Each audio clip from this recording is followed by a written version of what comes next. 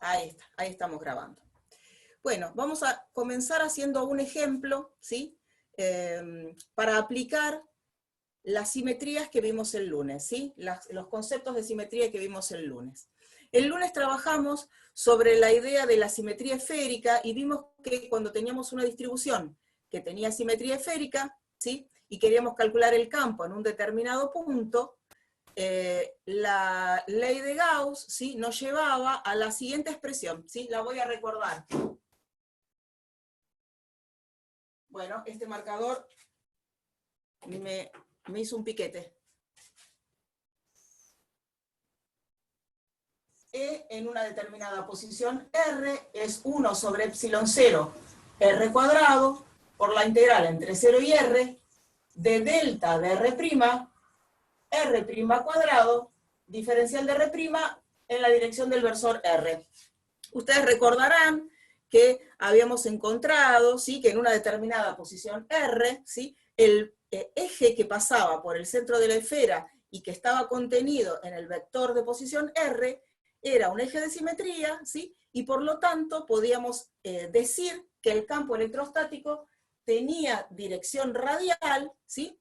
Y llegamos a esta expresión luego de aplicar la ley de Gauss. La ley de Gauss la aplicamos a una superficie cerrada, esa superficie la tomamos como una esfera que pasaba por el extremo del vector de posición R,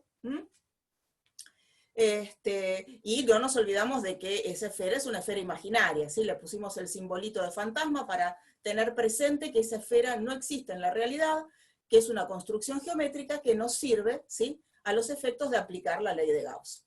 Bueno, llegamos a esta expresión. Mi intención ahora es calcular el campo de una esfera uniformemente cargada, ¿sí? El ejemplo más sencillo que podemos tener. Una esfera uniformemente cargada.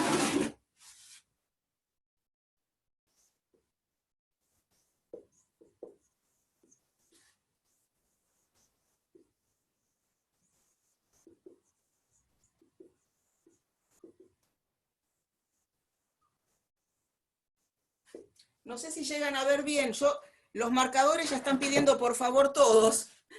¿Leen bien, chicos? O si no, cambio de color. Sí, se ve, se ve. Bárbaro. Bueno, vamos a suponer que tenemos una esfera, ¿sí?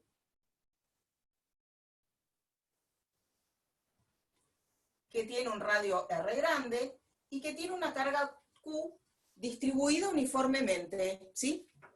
Si esos son los datos y nosotros queremos calcular el campo en un punto cualquiera del espacio, si queremos calcular el campo en un punto cualquiera del espacio, fíjense que tenemos que aplicar esta expresión, pero nos pide la densidad. ¿Cómo encontramos la densidad a partir de estos datos? Bueno, la densidad, como función de R', va a tener el valor de la carga distribuida en todo el volumen de la esfera cuando R sea menor que este radio y afuera es 0. O sea, la tengo que dar a la densidad de esta manera.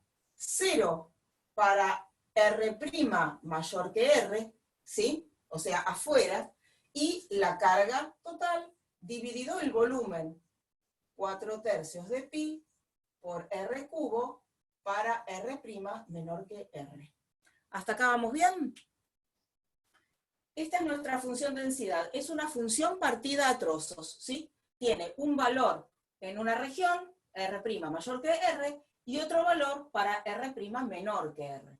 Y ahora vamos a ver cómo trabajamos con esta expresión. La idea es que si tenemos una densidad que tiene este aspecto, voy a tener que trabajar el campo de una manera cuando estoy adentro de la esfera y de otra manera cuando estoy afuera de la esfera, ¿sí? Son distintas las expresiones para la densidad y por lo tanto vamos a tener que tener en cuenta esas dos regiones. Vamos a arrancar con la expresión en el interior de la esfera. Es más fácil, aunque les parezca, van a ver que es más fácil. Si estoy en una región R' menor que R, ¿cómo tenemos que trabajar? Y acá el campo va a ser de R vector igual a 1 sobre epsilon 0 R cuadrado por la integral. ¿De qué? Entre 0 y el radio de este vector. O sea, entre 0 y R. Delta de R', que en este caso ya puedo ir poniendo lo que vale, delta de R', en esta región, ¿qué delta tendré que poner? Y tengo que poner esto, ¿sí? O sea, Q sobre 4/3 de pi por R cubo, ¿sí? Por R' cuadrado, diferencial de R'. Y no me olvido del vector de posición R. ¿Sí? Una vez que tenemos esta expresión, vemos que como la densidad es una constante, puede salir afuera de la integral. Y lo que tengo que integrar es R' cuadrado nada más. R' cuadrado integrado entre 0 y R, eso es R cubo sobre 3. Tengo entonces 1 sobre epsilon 0 R cuadrado por Q sobre 4/3 de pi por R cubo por R cubo sobre 3 en la dirección del versor R. No se Ahora ven los denominadores ahí. ¿No? ¿Cómo? Ahí, ahora sí. ¿Ahora sí, Lautaro? Sí, sí, Bien. gracias. Bueno, fíjense que acá podemos acomodar algunas cosas. Fíjense que acá aparece el R cuadrado, lo puedo simplificar con este cubo, me queda R a la 1. Por otro lado, acá aparece un 3 que se simplifica con este otro 3, ¿sí?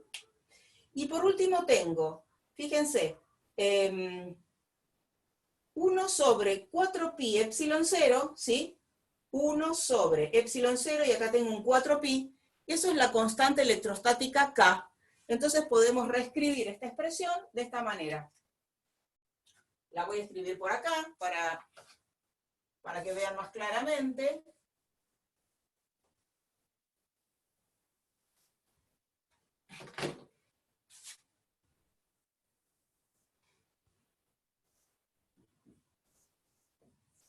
E de R es K por Q dividido. Me quedó un R cubo en el denominador.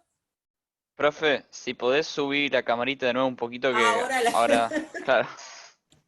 Bien, Gracias. bien. Ahí estamos. En la dirección del versor de posición R. ¿Sí? Bueno, una vez que llegamos a esta expresión, ya tenemos el campo. Esto era para R', menor que R. Para R, a ver, la R' menor que R está bien.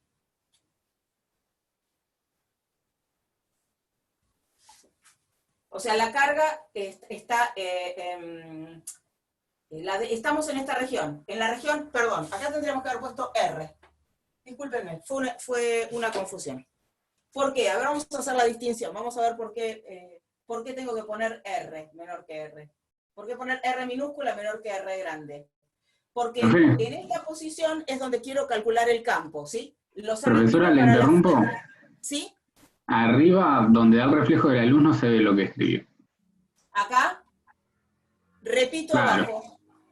Repito abajo. Acá ven. Gracias. E de R es K por Q sobre R cubo por R en la dirección de R versor, esto cuando R es menor que R. ¿Ahí sí? Sí, gracias. Por nada. Bueno, ahora ya nos dejamos ese resultado por ahí. Y ahora vamos a trabajar con el caso en el que R minúscula es mayor que R grande, ¿sí? Ahora vamos a resolver R mayor que R. Acá. Vamos acá. Entonces, la única diferencia, quiero que entiendan qué es lo que está pasando acá. Cuando yo me paro afuera de la esfera, ¿sí? Afuera de la esfera, la densidad va a tomar valores diferentes, ¿sí? Valores diferentes, a medida que este parámetro R' varíe entre 0 y R, ¿sí? Vamos a hacer un dibujito por acá, para que se entienda. Esta era la esfera de radio R, ¿sí? Yo estoy parada por acá, ahora. Ahora estoy por acá. Este es R vector, ¿sí? ¿Y cómo va a ser la esfera que vamos a tomar? ¿Cómo es la superficie gaussiana que tomamos? Es una superficie gaussiana que hace esto, ¿no? Esta es mi superficie gaussiana. Entonces, el R', ¿sí? El R' es una variable que va a ir recorriendo todos los puntos desde el centro de la esfera hasta que yo llego al borde de la superficie gaussiana. Va a ir recorriendo todos los valores, fíjense, R' varía entre 0 y R, ¿sí? Ahora, en esta región, entre 0 y R mayúscula, la densidad tiene este valor. Vamos a ponerlo por acá. La densidad tiene este valor. Pero desde el borde de la esfera hasta el borde, desde el borde de la esfera real, de la esfera que tiene carga realmente, la esfera que nosotros la que estamos observando cargada uniformemente, desde este borde hasta el borde de la esfera imaginaria, la densidad vale 0. Entonces, lo que vamos a tener que tener en cuenta es que esta densidad va a tomar distintos valores según el R' se esté moviendo entre esos valores, 0 y R. ¿Cómo lo hacemos? Bueno, observemos lo siguiente. Observemos que la integral que nos da el campo, ¿sí? ¿Cómo nos va a quedar? 1 sobre epsilon 0 r cuadrado, y ahora esta integral que va entre 0 y r, la podemos descomponer como una integral entre 0 y r grande, más una integral entre r grande y el radio de la esfera imaginaria. Así, es la integral entre 0 y r, de delta de r', todo el argumento, ¿no? Todo el integrando diferencial de r', más la integral entre r grande y el r minúscula, que es el radio de la esfera, de lo mismo, delta de r' cuadrado, diferencial de r'. Cierro corchete y no me olvido de poner el versor radial, ¿eh? Por favor. ¿Y acá qué podemos decir? Que descompuse la integral en dos términos. La densidad en el primer término, ¿cuánto vale? Vamos a hacer dos flechitas. Vamos a decir que acá, venimos acá. Y esta otra, ¿a dónde va? Acá. ¿Se entiende? Esta densidad es la densidad constante que tiene la esfera en su interior. Y esta densidad es la densidad nula que hay afuera de la esfera. O sea que, como este factor en el integrando de la segunda integral es 0, esta integral es 0. Lo pongo con otro color porque esa integral es 0. Entonces, la única que tenemos que trabajar es esta. ¿Qué densidad pongo acá? Esta que tengo acá. Es constante, todo se trabaja de la misma manera, salvo que cuando integre, ¿sí? Cuando integre, el r' cuadrado ahora va a estar evaluado entre 0 y r grande. Vamos a ver cómo cambia eso. E vector de r es 1 sobre epsilon 0 por r cuadrado. Dijimos que delta sale, tengo por acá una q sobre 4/3 de pi por r grande al cubo, por r' cuadrado evaluado entre 0 y r.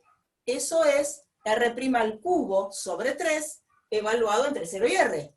O lo que es lo mismo, r grande al cubo sobre 3. Y no me olvido del versor radial, ¿no? Nunca. Acomodamos y tenemos la expresión para el campo que vamos a volcar acá. R cubo con R cubo se va, este 3 con este 3 se va, y me quedan, fíjense, 1 sobre 4pi epsilon 0, que ya sabemos que es K, por Q sobre R cuadrado, en la dirección del versor R. El campo en R es K por Q sobre R cuadrado. ¡Ah, ¿Todo bien? R mayor que R. ¿Sí? Bueno, eso ya nos da la expresión del campo, ¿sí? Para todos los valores de R. Voy a borrar todas estas cuentas porque vamos a trabajar un poquitito con ese resultado que acabamos de encontrar.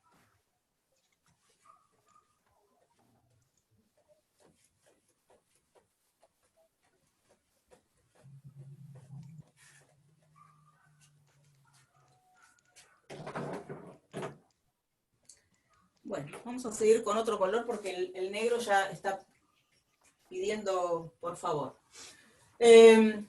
Fíjense que tenemos una componente, podemos escribir la componente radial así. La componente radial como función de R la podemos escribir de esta manera. K por Q sobre R cubo por R, ¿sí? Para R menor que el radio de la esfera, o K por Q sobre R cuadrado, ¿sí? Cuando R es mayor que R. Acá quiero mirar qué es lo que le pasa a la componente radial, ¿sí?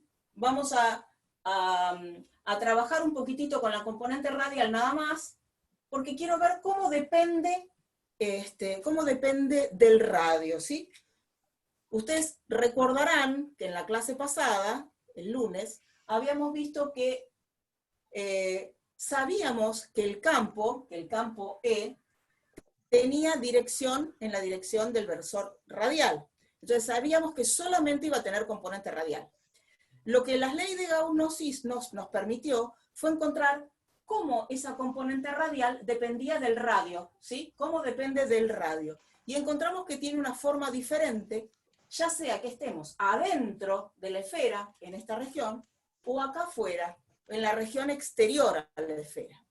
Vamos a hacer un dibujito para ver cómo es eso. Ustedes saben que K, Q sobre R cubo son todas constantes, o sea que acá lo que tenemos, esta que está acá, es la ecuación de una recta, ¿sí?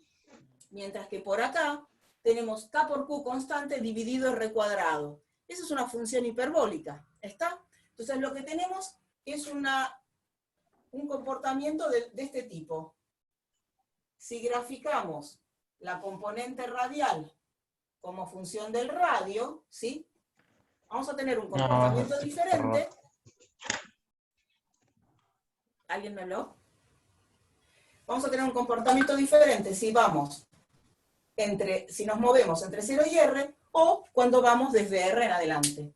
De 0 a R dijimos que teníamos una recta, ¿sí? Ahí, hasta acá. El campo, una recta que pasa por el origen, fíjense que la ordenada del origen es 0, ¿sí?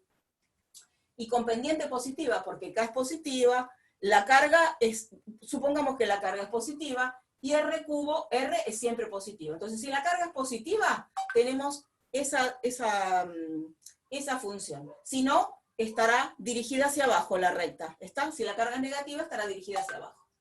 Y por acá, desde R mayúscula en adelante, el campo decae asintóticamente a 0, ¿sí? Y fíjense que yo lo dibujé de manera tal que se unen los dos tramos. ¿Qué pasa? Fíjense qué pasa cuando R minúscula vale lo mismo, cuando R minúscula vale R grande. Y en ese caso, hagan la cuenta y van a ver que el campo resulta ser continuo. La componente radial, ¿sí? Resulta ser continua. Eso lo pueden trabajar haciendo los límites laterales, ¿sí? Y viendo que toman el mismo valor.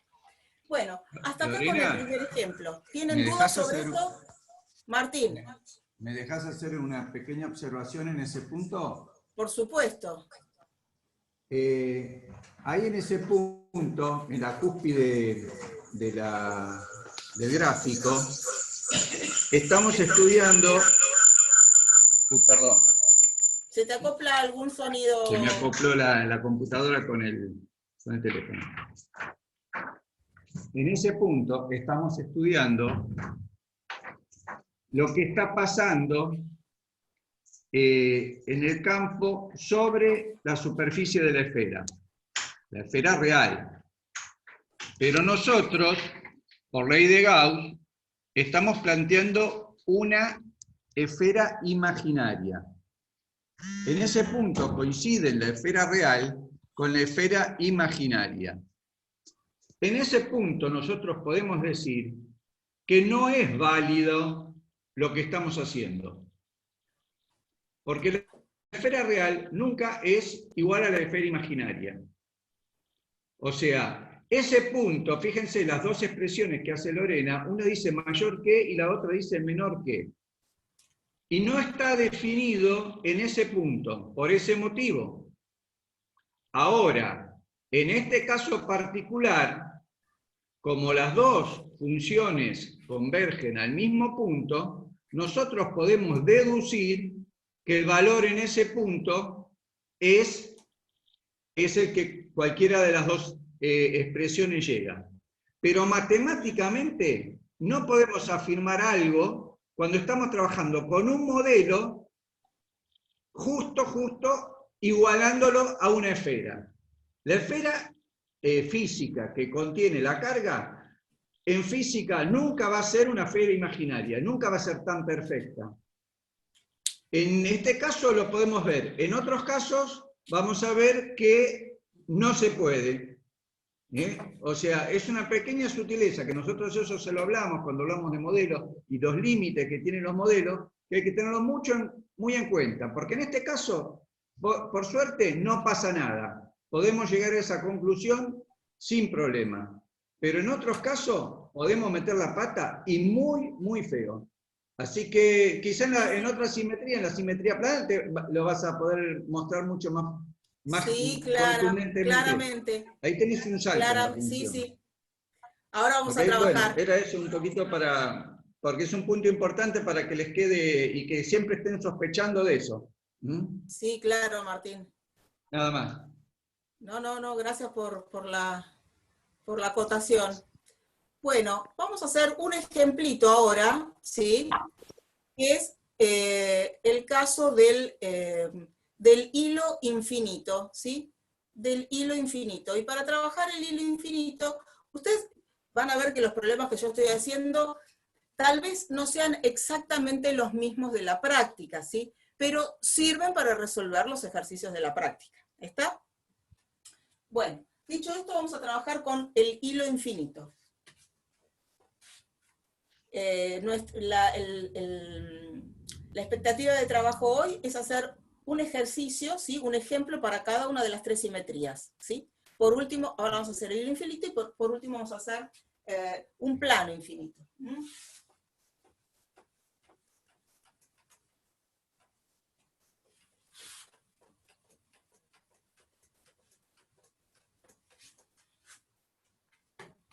¿Cómo será resolver el campo de un hilo infinito cargado con una densidad de lineal lambda? Acá vamos a tener el hilo infinito. Vamos a elegir el hilo infinito que tiene una densidad lambda.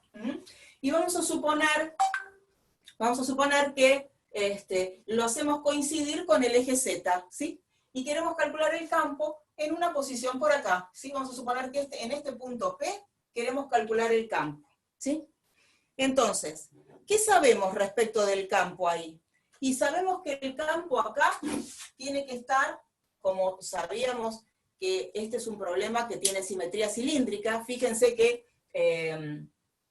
si rotamos el hilo alrededor de sí mismo, eso es indistinguible para un observador que se pueda encontrar en una determinada posición, ¿sí? Entonces tenemos simetría cilíndrica. Nos vamos a posicionar acá y vamos a dibujar la distancia entre el punto P en el que queremos calcular el campo y el hilo, ¿sí? Esa distancia es ρ, es la coordenada radial en cilíndricas, ¿sí? ¿Qué nos dice la ley? ¿Qué nos dice la simetría respecto de cómo es el campo en este punto? Bueno, acá yo quiero introducir un concepto que no trabajamos la semana pasada, que no trabajamos el lunes, pero fíjense qué pasa, ¿sí? Si yo roto el hilo alrededor de este eje, ¿sí? A ver si se dan cuenta qué pasa si roto el hilo alrededor de este eje, del eje que pasa por ρ. A ver si ustedes se pueden dar cuenta. ¿Qué obtiene un observador que mide en P? ¿Puede distinguir si el hilo está dispuesto de esta manera o si fue rotado 180 grados alrededor del eje ρ? No, es lo mismo. ¿Qué pasa por ρ? Es lo mismo, exactamente. Con lo cual, deducimos que el segmento que contiene el valor, la coordenada radial ρ, ¿sí? Es parte de un eje de simetría y el campo tiene que estar alineado según ese eje, ¿sí? El campo acá tiene que estar orientado según ρ, ¿sí? Eso es lo que podemos decir. El campo, en un caso de simetría cilíndrica, vamos a poner título, no lo pusimos. Hilo infinito. Uniformemente cargado, vamos a ponerlo.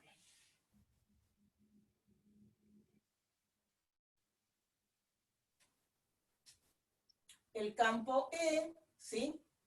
Tiene en la posición R, ¿sí? Solamente componente radial, esa componente depende de ρ y está dirigido según la dirección de ρ. ¿Por qué depende solamente de ρ? Y porque si yo me muevo, imagínense que me muevo, que giro alrededor del hilo, camino alrededor del hilo, manteniendo la distancia al hilo. ¿A ustedes qué les parece? ¿La componente ρ puede variar? No, ¿por qué? Y porque el observador que camina en un círculo alrededor del hilo infinito no puede notar ninguna diferencia en la distribución de cargas que tiene delante. Entonces, por eso la componente ρ solamente puede depender de ρ. Bueno, y como dijimos, está dirigida según la dirección del versor ρ. ¿Cómo aplicamos la ley de Gauss en este caso? El otro día hicimos todo un desarrollo, ¿sí? Ahora vamos a trabajar con un desarrollo acotado, ¿sí? Perdón, discúlpenme. Hola. Hola. ¿Sí?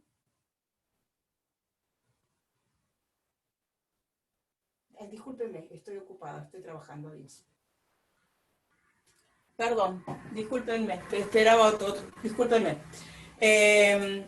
Bien, entonces, ¿qué nos dice la ley de Gauss? Nos dice que la integral sobre una superficie cerrada de E escalar diferencial de S, esto es 1 sobre epsilon 0, y acá es la diferencia que vamos a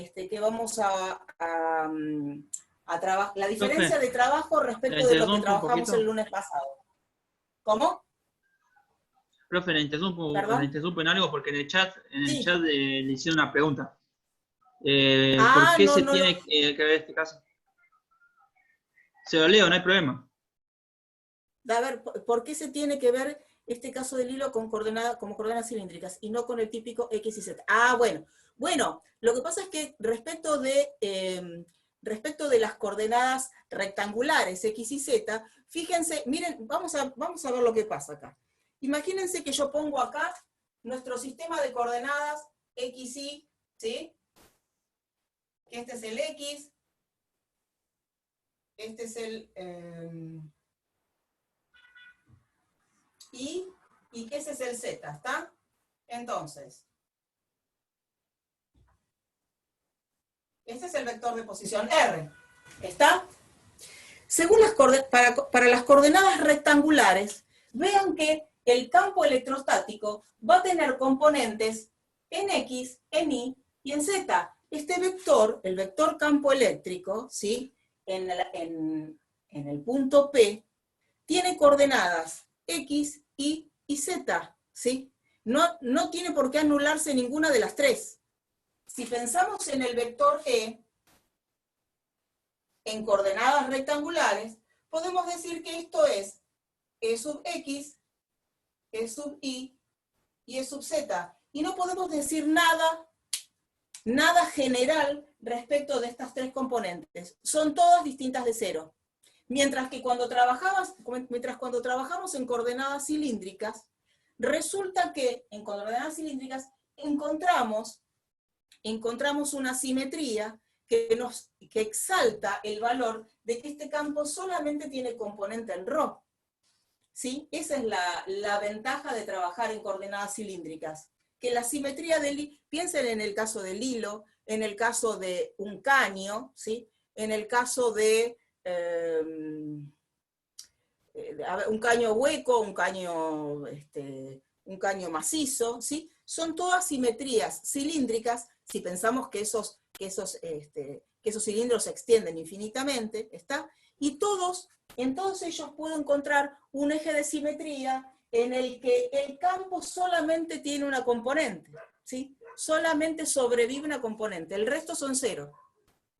Espero haber respondido la duda que se les había planteado. ¿Se entendió? Bueno, entonces vamos a trabajar con esto. Decidimos que esto no nos va a ayudar porque nos va a traer una complicación matemática bastante importante, ¿sí? Y vamos a trabajar con la ley de Gauss, ¿sí? aprovechándonos de la simetría que tenemos. Acá tenemos 1 sobre epsilon 0, podemos escribir la integral de volumen, ¿sí? La integral de volumen que queda en el interior de la superficie S, de la densidad, o podemos poner directamente la carga encerrada, la carga residente en el interior de la superficie S. Bueno, en este problema conviene que trabajemos de esta manera. Ahora van a ver por qué. ¿Qué superficie tomamos? Bueno, eso, al igual que la clase pasada, vamos a trabajar con una superficie cilíndrica, ¿sí? Que pase por el punto en el que quiero calcular el campo, que pase por el punto, que sea concéntrica con el hilo, ¿sí? Y que tenga una longitud L. Vamos a suponer que esta longitud es L. El radio es ρ, ¿se entiende, no? El radio es ρ, ¿por qué? Porque quiero pasar por el punto P. Bueno, ¿cuál es la carga que quedó encerrada en el interior de este cilindro? Fíjense que la carga que quedó encerrada es lo que va desde acá hasta acá, ¿sí? Esa es la carga que quedó encerrada. Pero si habíamos dicho que la densidad del hilo, ¿sí? Era lambda, la densidad de carga en el hilo era lambda, la carga residente en el interior de la superficie S es la densidad lineal multiplicada por la longitud del hilo que quedó en el interior del cilindro, lambda por L. Esto ya nos dice que tenemos resuelto el segundo miembro, 1 sobre epsilon 0, lambda, L. Y en el primer miembro se trabaja de la misma manera que trabajamos en el caso general, ¿sí? El lunes pasado. ¿Cómo hacíamos?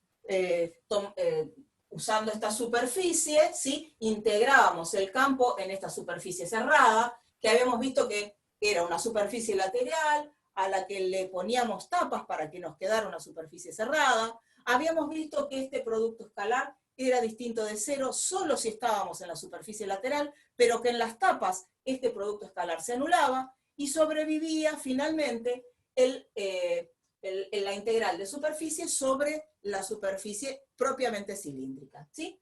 Y eso nos llevaba al siguiente resultado. Nos quedaba la componente radial como función de ρ, que era una constante y la podíamos sacar afuera de la integral, ¿sí? Multiplicada por la integral de superficie S de diferencial de S. Y esa integral nos daba el área de la superficie lateral, ¿sí? El área de la superficie lateral es 2 por pi por ρ por L. Y una vez que llegamos a esta expresión, vamos a acomodar un poquitito, ¿sí? Haciendo álgebra. L con L lo podemos simplificar, lo cual es fantástico porque la L era parte de la construcción geométrica que nos sirvió para aplicar la ley de Gauss, y de acá despejamos la componente radial. E sub ρ de ρ es lambda sobre 2pi epsilon 0 ρ. Ustedes saben que cuando llego a esta expresión, todavía me resta dar la expresión vectorial del campo. Para eso, agregamos el versor y decimos que el campo en la dirección radial, el campo en la posición R, es lambda sobre 2pi epsilon 0 ρ en la dirección del versor ρ. Y a este es el que tenemos que subrayar. Este es el campo que estábamos buscando. ¿Qué podemos decir acá de este campo? ¿Lo podemos dibujar como hicimos en el caso del hilo infinito, de la esfera uniformemente cargada? Sí, podemos graficar la componente radial. Vean acá que si yo dibujo la componente radial,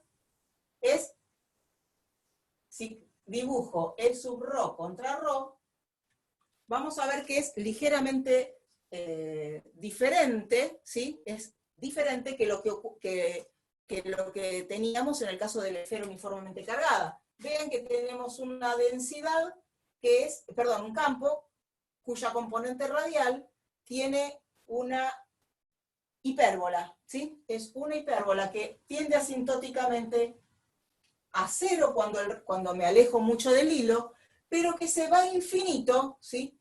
Se va a infinito cuando me acerco mucho al hilo. Y ahí está lo que decía Martín, ¿sí? Que remarcamos siempre, trabajamos con un modelo, y el modelo del hilo infinito es muy cómodo para resolver las cuentas, pero nos da una solución que nos dice que el campo es infinito a medida que nos vamos acercando al hilo. Bueno, eso ustedes ya saben que es porque estamos trabajando con un modelo, y el modelo falla justamente sobre el hilo. Si nos acercamos demasiado al hilo, el modelo ya no nos da un resultado confiable. Bueno, ¿dudas hasta acá? Bueno, entonces vamos a trabajar con el problemita plano, que es el único que no trabajamos en la clase del lunes, ¿sí?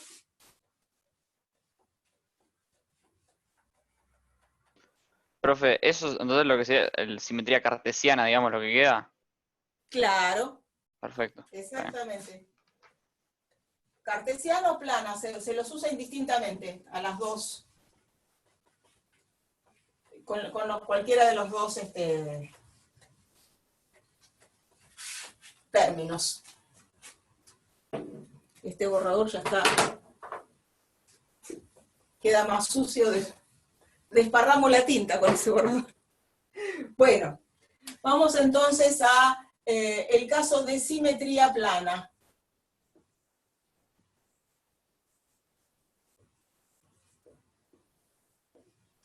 ¿Cuál es el caso de simetría plana por excelencia? El plano infinito uniformemente cargado. Vamos a trabajar con ese ejemplo. Vamos a suponer que tenemos un hilo, un plano.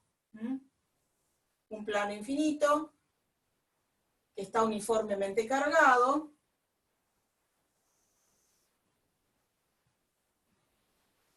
Vamos a suponer que el plano se encuentra sobre el plano XY, ¿sí? Y dibujamos el eje Z perpendicular al plano. Perpendicular al plano. Entonces, fíjense qué pasa si queremos calcular, ¿sí? Si queremos calcular el campo en un punto, lo vamos a dibujar con un color ahora, si queremos calcular el campo en un punto por acá, ¿sí? En este punto P queremos calcular el campo. Yo voy a trazar desde P, lo voy a proyectar, supongamos que esa es la proyección sobre el plano XY del punto P. Y ahora veamos, ¿qué ocurre, ¿sí?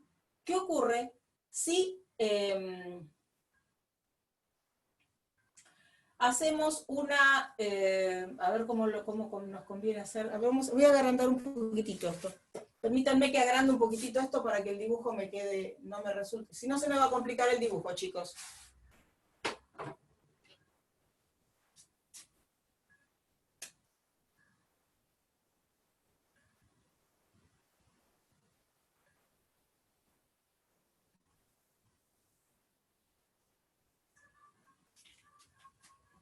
Bueno, ustedes vean que si hacemos cualquier rotación en torno de un ángulo, una rotación de un ángulo cualquiera alrededor de este eje, ¿sí?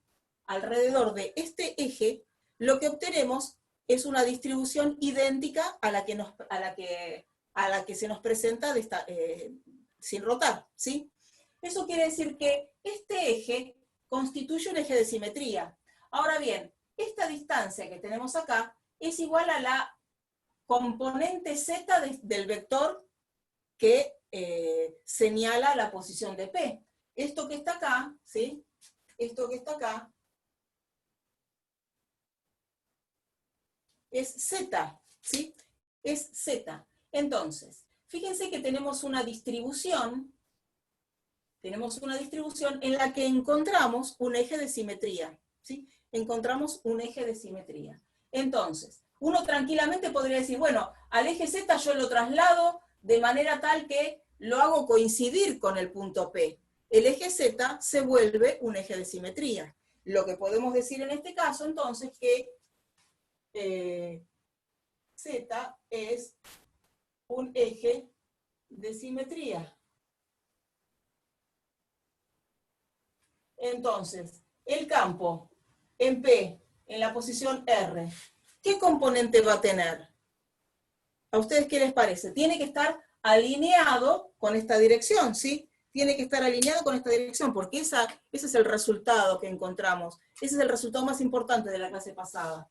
Que si hay un eje de simetría, el campo tiene que estar alineado con esa dirección. Y entonces, ¿qué podemos decir? Que va a tener componente Z nada más. Exactamente. El campo tiene que ser paralelo a esa dirección. Solamente puede tener componente Z.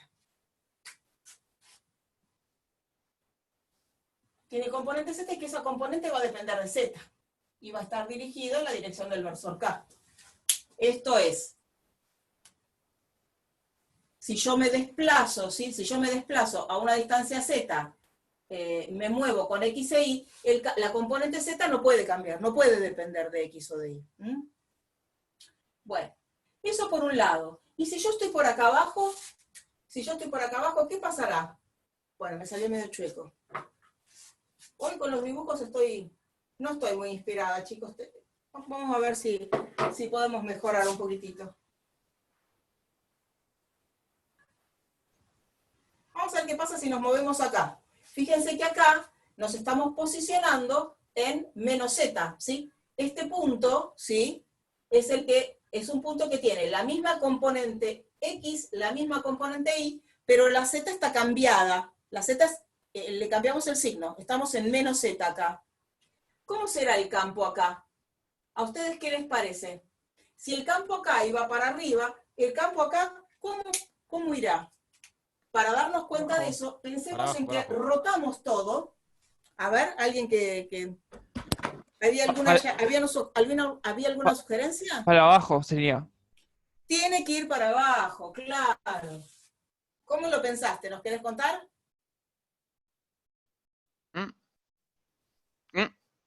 Contalo. ¿Lo ven todos o cuesta? Igual creo que lo dijeron, profe. O sea, dijeron que sería rotarlo. Uno de los chicos lo había dicho. ¿Rotarlo? Bueno, sí, claro, esa es la idea, justamente. Hay que pensar en que este campo, pensar en que lo rotamos respecto de un eje que pasa por acá, ¿sí? Y cuando lo rotamos respecto de ese eje, el campo acompaña a la fuente. Y como el campo acompaña a la fuente, lo que estamos pensando es, a ver, si lo teníamos al campo acá, perdón, si este es el plano acá, y acá teníamos el campo, cuando rotamos, el campo tiene que acompañar a la fuente. Entonces, cuando estoy parada abajo, el campo tiene que apuntar en sentido opuesto. ¿Tiene que ver con las cargas o no? ¿Cómo? ¿Tiene que ver con las cargas? Las cargas están distribuidas en el plano, ¿sí? Las cargas están distribuidas en el plano.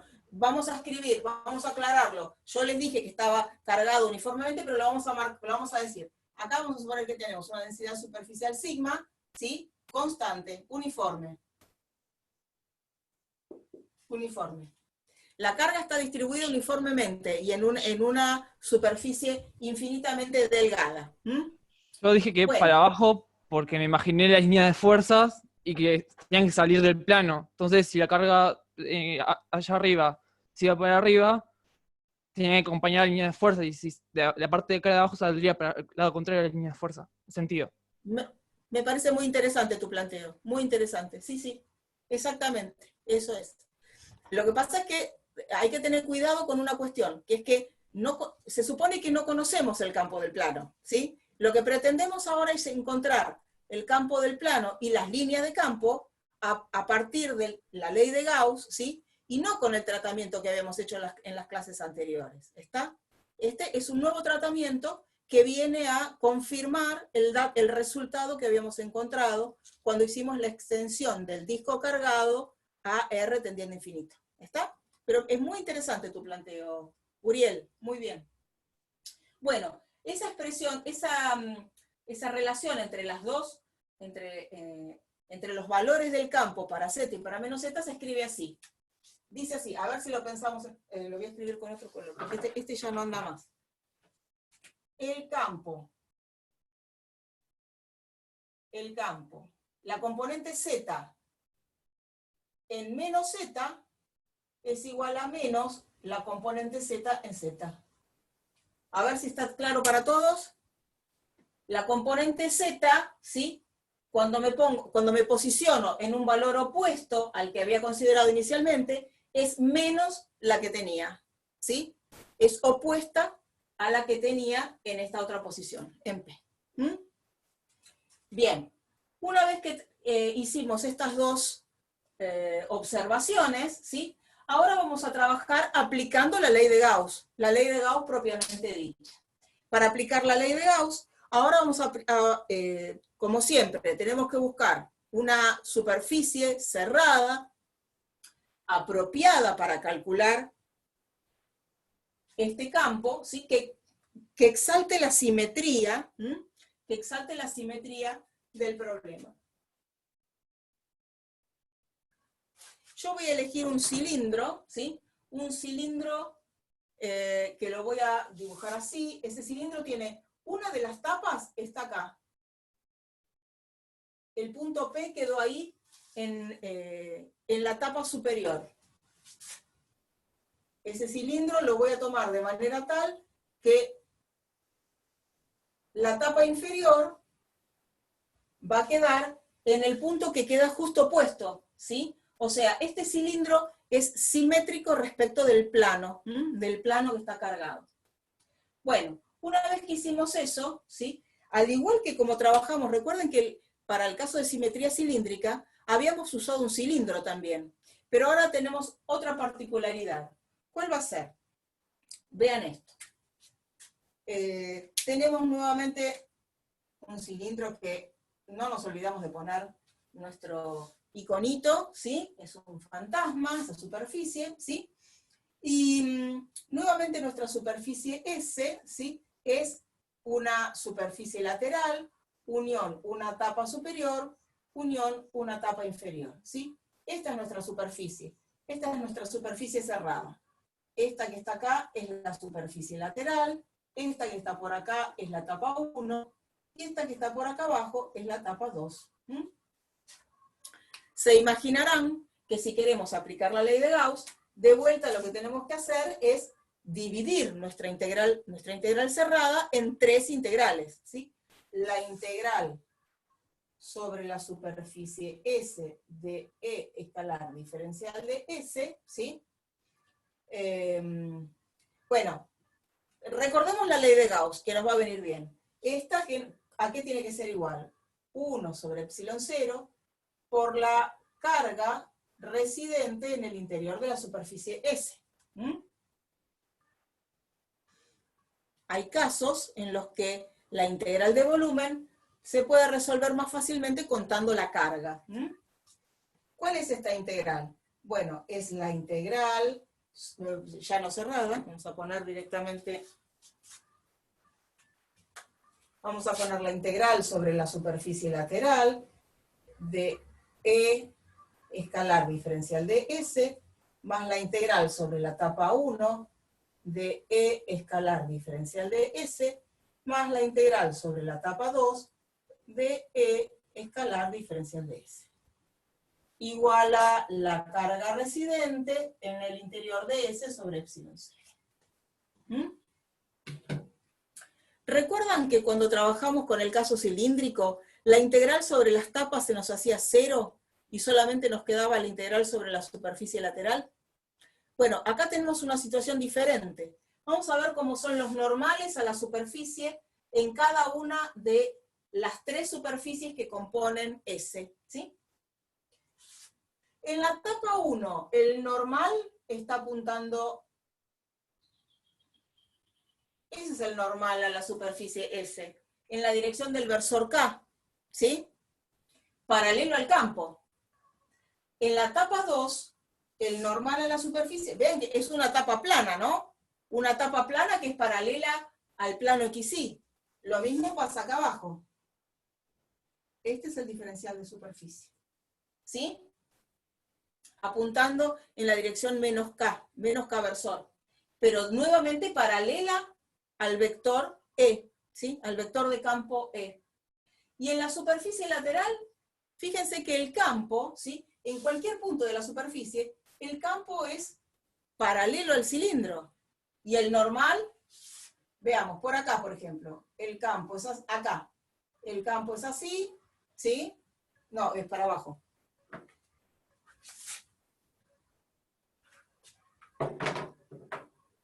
Estamos acá, el campo es así, ¿sí?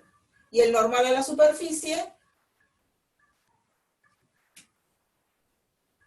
lo dibujo al lado, ustedes saben que es, que están pegados, es perpendicular, perdón. Disculpen, el normal a la superficie acá es así.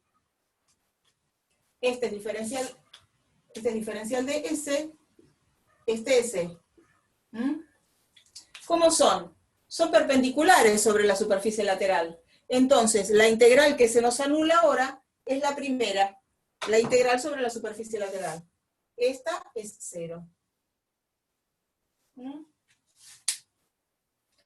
Entonces, nos quedó resolver la integral sobre las tapas. Vamos a trabajar de este lado. Si tenemos que calcular la integral sobre las tapas, fíjense que acá E escalar diferencial de S, ¿cómo lo tendremos que poner? Vamos a hacer nuestras cuentas. Vamos a hacer algunas cuentas.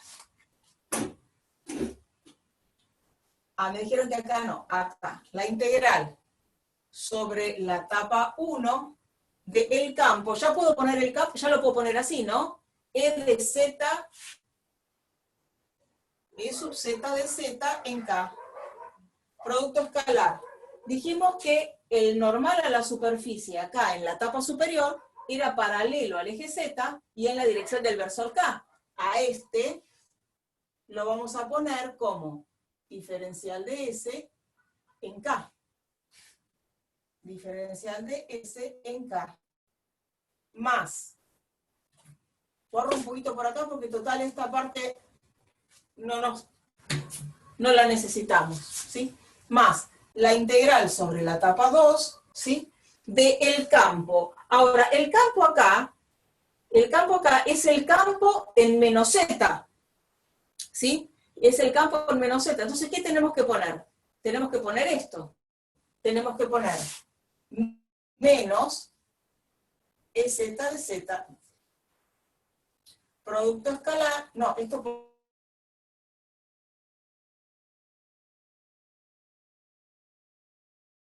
producto escalar, el diferencial de superficie, acá, en la tapa 2. Y el diferencial de superficie en la tapa 2 es este. Este es diferencial de S en menos K. Porque está apuntando en sentido negativo en el eje Z. Entonces acá ponemos menos ds en K. Igual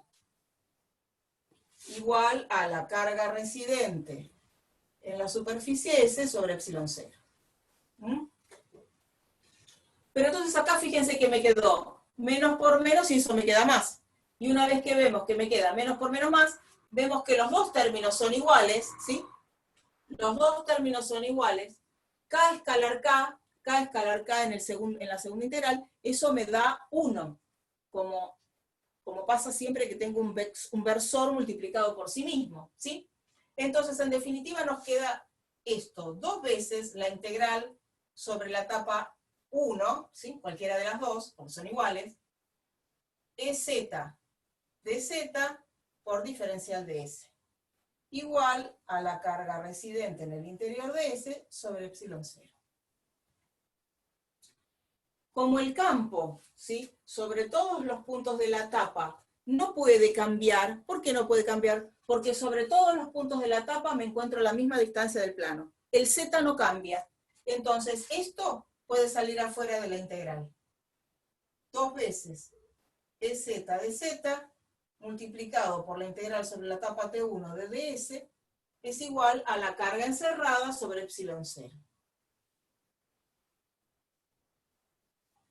Y la integral sobre la etapa T1 de diferencial de S es el área de la superficie S, ¿sí? Es el área de esta etapa. El área de esta etapa. Vamos a ponerle nombre, vamos a decir que tiene un área A. Vamos a suponer que tiene un área A. Entonces, tenemos 2EZ de Z por A igual a la carga residente en el interior de la superficie S. ¿Recuerdan que habíamos dicho que tenía una densidad superficial sigma el plano? Entonces, ¿cuál es la carga que quedó encerrada en este cilindro? Y en este cilindro vean que la carga que quedó encerrada es la que tenemos acá. Es la que quedó acá en la intersección entre el cilindro y el plano cargado. ¿Y esa carga cuánto vale? El área de la tapa multiplicada por la densidad superficial, ¿sí? Sigma por A. Sigma por A sobre epsilon 0.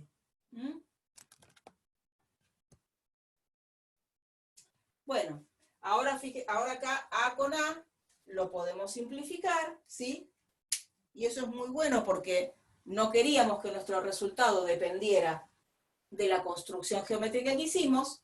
Y finalmente el resultado, vamos a borrar por acá para poner el resultado.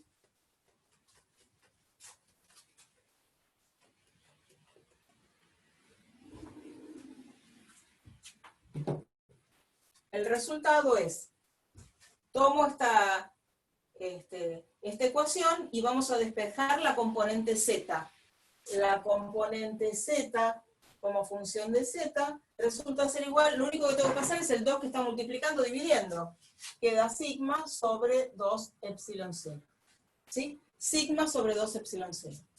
Finalmente vamos a decir que el campo, ¿sí?, en una posición R es igual a sigma sobre 2 epsilon 0 en la dirección del versor K. Esto para z mayor que 0. Y cuando z es menor que 0, tenemos menos sigma sobre 2 epsilon 0 en K versor. Para z menor que 0. Entonces, nuevamente, lo que acabamos de encontrar, ¿sí?, es una función partida para el campo, pero ahora, como nos decía Martín hace un rato, no podemos encontrar una continuidad para el campo de un lado y del otro, ¿sí? Si nos acercamos al plano, tenemos una discontinuidad. ¿Cómo podemos entender eso? Vamos a graficar, yo lo grafico por acá.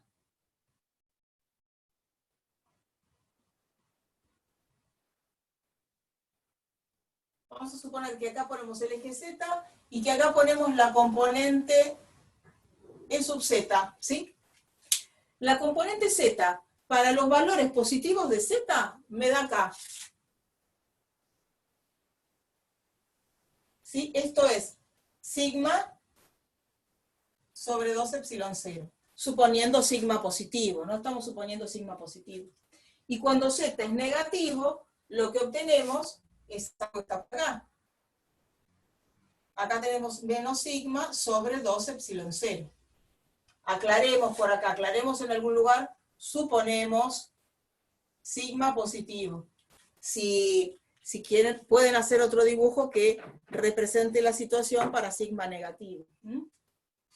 Se ve que a medida que yo me acerco al 0, o sea, cuando me acerco a z igual a 0, es cuando me acerco al plano, no hay manera de reconciliar estos dos resultados. No tienden al mismo valor. Cuando yo tenía el caso de la esfera uniformemente cargada, a medida que me acercaba al borde de la esfera, por adentro y por afuera, los dos valores del campo convergían. En este caso no pasa eso, ¿sí? La componente Z del campo, cuando tengo un disco, ¿sí?, tiene una discontinuidad. Pero eso pasa porque sobre la misma distribución yo no puedo calcular el campo. Sobre la misma distribución, en el caso de una distribución superficial como esta, no puedo calcular el campo. Pero, ¿dudas, chicos, sobre esto? Lorena, A mí me Dale. interesaría saber que algún alumno me diga por qué no lo puedo calcular sobre la superficie, a ver si entendió el problema del modelo. A ver si algún alumno se anima a explicar por qué no lo podemos calcular sobre la superficie.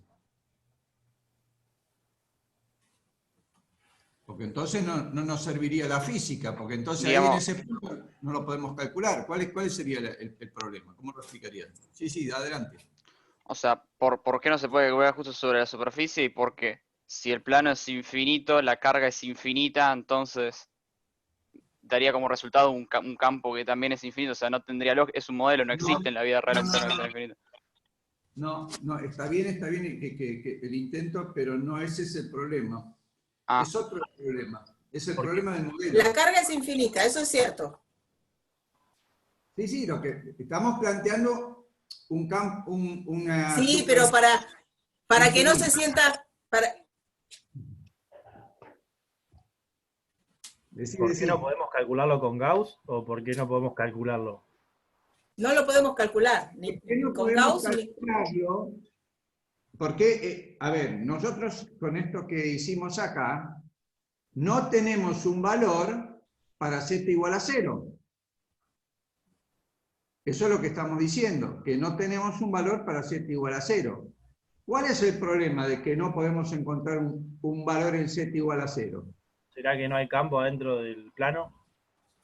En realidad, el problema, vamos a simplificarlo un poquito, para que no... El problema es que no existe un plano matemático que esté infinitamente cargado.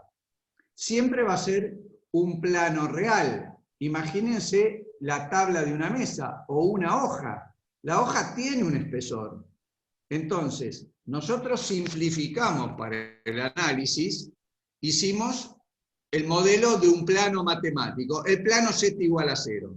La realidad es que ninguna superficie real, ni ningún plano material que pueda tener carga, puede ser de espesor nulo, un diferencial tendiendo a 0.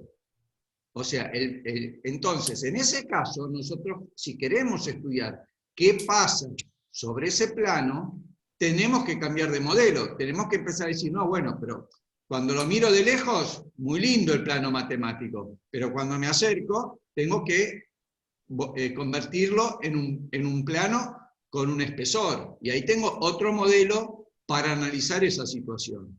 Estaría como, en el caso de la esfera, que me metía dentro de la esfera, ¿sí?, para analizar lo que pasa en el punto, en el origen de coordenadas. Si yo la esfera la hubiera planteado como un punto, mientras me mantengo afuera de la esfera, está todo 10 puntos. Pero cuando me meto adentro, tengo que cambiar el modelo, ya tiene que ser una esfera real. De la misma forma, en el caso del plano. Cuando yo quiero estudiar qué pasa en el Z0, ahí tengo que decir, no, el modelo es para mirarlo de afuera, no para mirarlo de adentro. Entonces tengo un plano material que tendrá un espesor, tendrá una distribución de carga, tendrá sus irregularidades adentro, etcétera, etcétera, y ahí tendré que tener otro modelo para estudiar esto. O sea, en realidad el único problema acá es el modelo. No podemos usar este modelo para resolver algo para lo que no está hecho este modelo. Ese es todo el problema que tenemos. Y eso es un tema muy importante que hay que pensar como ingeniero, porque en ingeniería se trabajan con muchísimas normas y con muchísimos protocolos, y etcétera, etcétera. Pero esos protocolos están hechos para determinadas situaciones, y si los aplicamos en la situación que no corresponde, estamos metiendo la pata bastante feo. Así que siempre uno, cuando tiene una formulita, por decirlo así, o llega a una conclusión, siempre también tiene que saber hasta dónde sirve esto, hasta dónde lo puedo usar y dónde no lo puedo usar. Eso es un concepto que de a poquito lo tienen que llevar siempre como una sospecha permanente de todo lo que están haciendo. A ver, yo estoy utilizando esta fórmula, ¿corresponde usarla en este caso en particular? Eso siempre hay que tenerlo presente para no meter la pata, tan sencillo como eso. Sí, Lore, Genial, sí. Martín. Gracias. No, por nada. Bueno, chicos, hasta acá lo que yo tenía pensado para hoy. Dejo el espacio ahora para que lo tomen ustedes y hagan todas las consultas que quieran, ¿sí? No sé si, si pudieron trabajar, si alguno trabajó con esta práctica, si tienen dudas de otras cosas. Bueno, espacio de consultas ahora. Profe, Hola, Franco. en la práctica había un ejercicio de flujo de una pirámide con la carga en la punta. Sí. No sabía cómo encararlo eso. A ver, te voy a hacer una sugerencia, Franco. Era un ejercicio en el que había que calcular el flujo a través de cada una de las, a través de la base, ¿no? De esa pirámide. Lorena. De la pirámide. Me interesa porque yo en la guía puse una reflexión para resolverlo. ¿La pudiste leer esa reflexión que yo puse para resolverlo? Al que preguntó, le pregunto. ¿Cómo? No escuché. En esta semana ponemos las distintas cosas que vamos a hacer. Y una de las cosas que está es la guía, o sea, la orientación para la práctica. Ahí yo sobre ese punto puse una reflexión para resolver. Lo que me interesa es saber si ustedes están llegando a ese material que yo pongo o qué dificultades hay. No, sí, siempre lo leo esas cosas, pero creo que no me acuerdo si lo leí el punto de ese 4. Bueno, está puesto, fíjate que está puesto. Igual Lorena te lo va a explicar, pero yo hice una reflexión.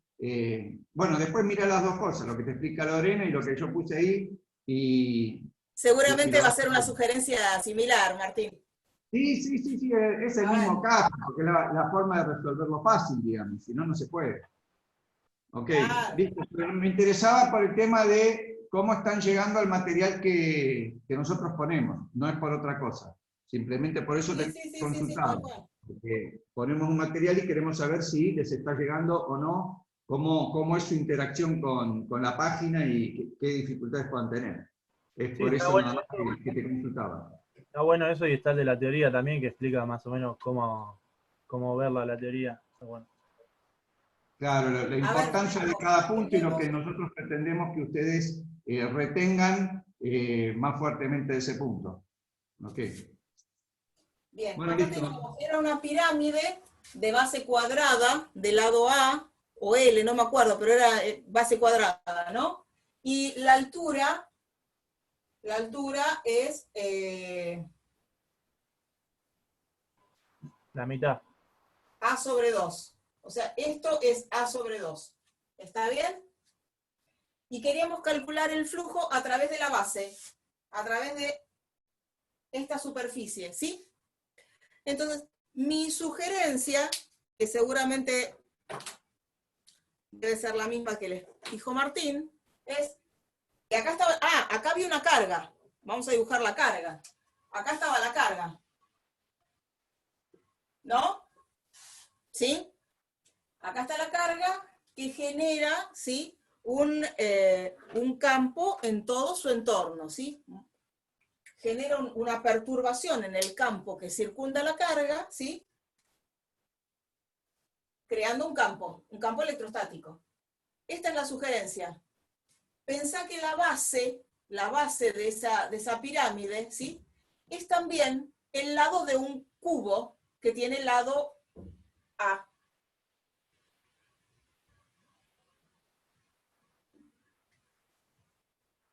Bueno, no me quedó muy cúbico, pero vos míralo míralo.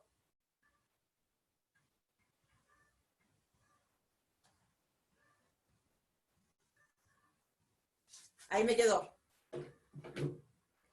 Es un cubo, ¿sí? ¿Cómo es? ¿Qué nos dice la ley de Gauss aplicado a este cubo? ¿Sí? Vamos a suponer que esta es la superficie S. Profe, dice a través de la base y de cada cara lateral. Bueno, vamos por la base entonces. Empecemos por la base. La ley es un cubo esto, me quedó un poco un poco deforme, pero es el fantasma que estuvo haciendo travesuras. La integral a través de la superficie S cerrada de E escalar diferencial de S es igual a la carga encerrada sobre epsilon 0. ¿Sí? Esto me habla del flujo a través del cubo completo, de las 6 caras del cubo. ¿Sí?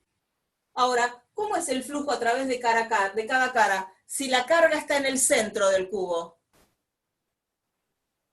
Tiene que ser igual, ¿sí? El flujo a través de cada una de las caras tiene que ser igual, ¿sí? Y la suma del flujo a través de cada una de las caras me da el flujo total, ¿sí? Entonces, esto que está acá es 6 veces la integral sobre la superficie de la base de E diferencial de S. Y eso es igual a Q sobre epsilon 0. ¿Sí?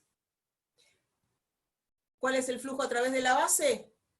1/6 de Q sobre epsilon 0. ¿Hasta ahí vamos bien? Sí. ¿Sí? Bien. Ahora, si querés, sobre cada superficie lateral, vamos a ver cómo es el campo sobre la superficie lateral. La voy a dibujar de vuelta porque si no va a ensuciarse mucho. Voy a borrar toda la construcción que tengo por acá.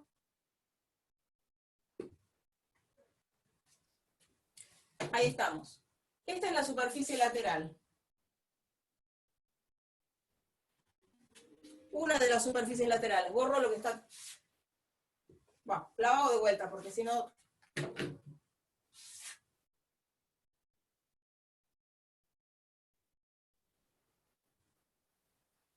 Ahí está.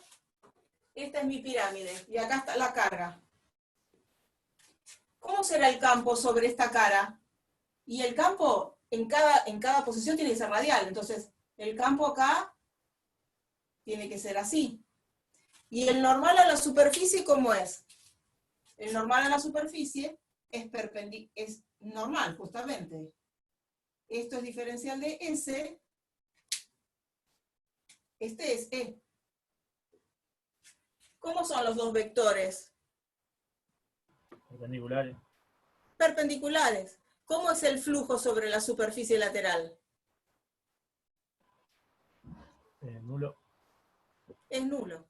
¿Por qué? Porque este producto escalar es 0, ¿sí?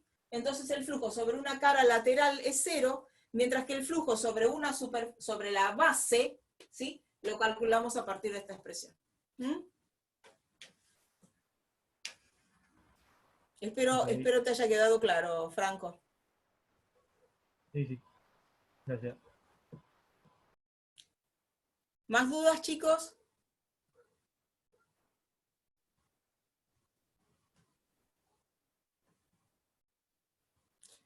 Bueno, entonces vamos a dejar acá. Nos reencontramos entonces el lunes, ¿sí? El lunes virtualmente. Y si no, ya saben que nos encuentran a través del foro, ¿sí? Contesten la encuesta, por favor, aquellos que todavía no lo hayan hecho, ¿sí?